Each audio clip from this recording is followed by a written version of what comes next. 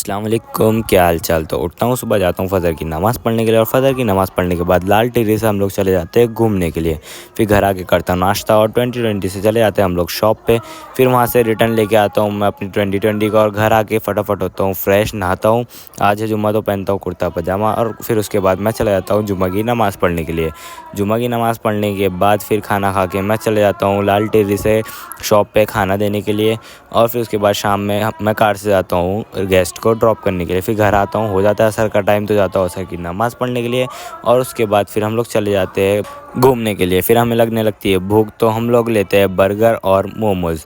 फिर वो खाने के बाद जाते हैं मगरिब की नमाज़ पढ़ने के लिए। और फिर मगरिब की नमाज़ पढ़ने के बाद हम लोग बैठ जाते हैं हेलीकॉप्टर पे। फिर हेलीकॉप्टर से जाते हैं थोड़ा घूमने और फिर हो जाता है इशा का टाइम, तो मैं आ जाता हूँ इशा की नमाज़ पढ़ने के लिए और फिर चले जाता हूँ नमाज़ पढ़ के घर। तो आज के लिए इतना ही, मिलेंगे नेक्स्ट मिनी ब्लॉग में, तब तक के लिए बाय बाय।